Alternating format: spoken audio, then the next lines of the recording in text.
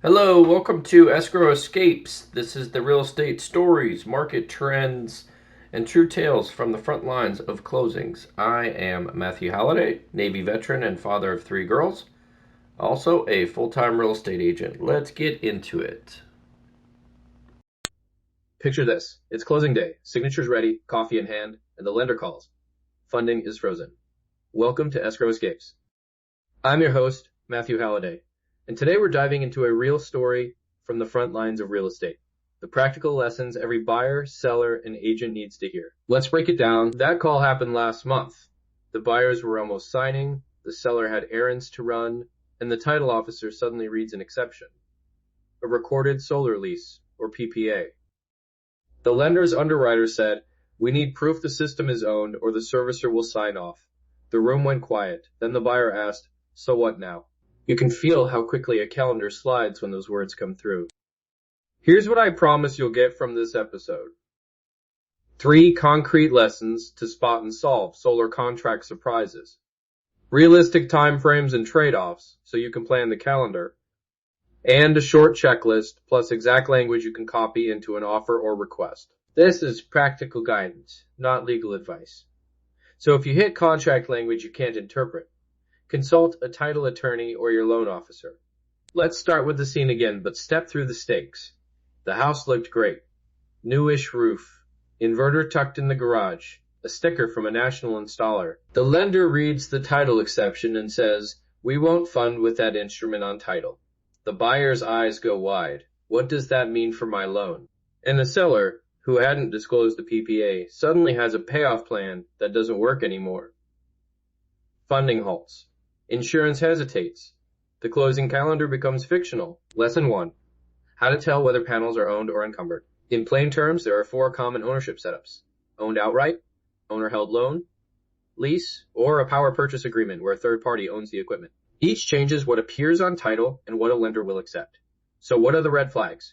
First, the seller disclosure. If it mentions a lease or contract, alarm bells. Second, the preliminary title report.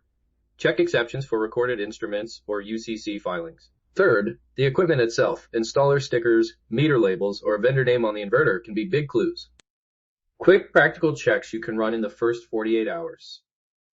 Ask for copies of any solar paperwork. Invoice, contract, lease, or PPA. Request the last utility bill. Look at the inverter sticker. Call the listed installer phone number and ask whether the customer owns the system, or if the company retains ownership through a PPA release. Those 3 small steps will often surface the issue before you get to the lender. Now, when a PPA appears, there are 3 real resolution paths, and you need to pick the one that fits the deal. Assignment.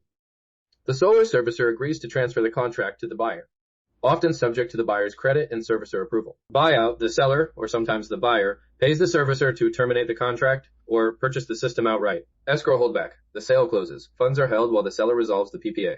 Each option carries cost, timing, and risk. Let me give you useful time frames so you can plan. In my experience, servicer assignment approvals typically take about 3 to 7 business days if the buyer meets simple criteria. Buyout quotes are often provided within 3 to 10 business days and commonly guarantee the quoted payoff for roughly 10 to 14 days. Escrow-based resolutions usually require a 30 to 60-day cure window. Lenders want a firm deadline and title endorsements to protect the mortgage. These are ballpark ranges, but they help set expectations. Here are 2 very practical, copyable pieces of language. First, a payoff request you can send the solar company. Please provide a written payoff statement for the solar contract, showing remaining balance, itemized fees, a guarantee of the payoff amount for no less than 10 business days, and the specific steps required to effect an assignment or release. Second, a sample escrow instruction you can propose to the title officer. Escrow shall retain funds equal to the solar vendor payoff amount, to be dispersed upon vendor's recorded release or assignment, but not to exceed 60 days. Escrow to be released only upon delivery of recorded release or assignment, or written confirmation from lender and title insurer. Copy those lines. They focus minds. A hard stance I take on deals like this. Don't close on a verbal promise. If the lender or title officer says they need a payoff or assignment, get it in writing. Don't let final funding hinge on a handshake or an oral assurance. Written payoff or documented assignment approval before clear to close. That's the baseline. Let's talk about the insurer and the underwriter. They can be stickier than you expect. Some insurers will not bind until the solar vendor's access rights and liability coverage are clarified. Ask your agent, does the vendor's contract create rights of entry that supersede homeowner coverage? Will the vendor be named or excluded on the policy? On the lender side, ask plainly, will you accept an assignment, a buyout, or an escrow holdback with a specific title endorsement? Get those answers early, because lender and insurer sign-off is often what ultimately unlocks funding. A short credibility note. We used that exact offer language on a recent deal. It flagged a PPA on day 2, got us a payoff quote by day 5, and saved the buyers a week of uncertainty. Small moves early save big headaches later. So make that extra inquiry routine. Okay, here's a compact checklist you can use right now. Pre-offer. Ask whether any solar equipment is owned, financed, leased, or subject to a third-party PPA. Request copies of agreements and the solar provider's contact info. During inspection/contingency, order the preliminary title report. Look for recorded leases or UCC statements, and check inverter/installer info. Pre-closing. Obtain a written payoff or assignment approval. Confirm lender and insurer acceptance in writing. And if using an escrow holdback, draft clear escrow instructions with deadlines and title endorsements. Document everything. Emails, quotes, and recorded responses are your proof. One very small, high-value sentence to drop into your buyer inquiry. Say this verbatim. Please confirm whether any solar equipment is owned, financed, leased, or subject to a third-party power purchase agreement. If yes, provide copies of all agreements and the solar provider's contact information. Use that line, put it in the offer, put it in the title request. It narrows surprises fast. Before we close, a quick recap. First, verify ownership early. Seller disclosure, title report, and equipment labels matter. Second, if a PPA appears, your 3 paths are assignment, buyout, or escrow holdback. Know the costs and typical timing.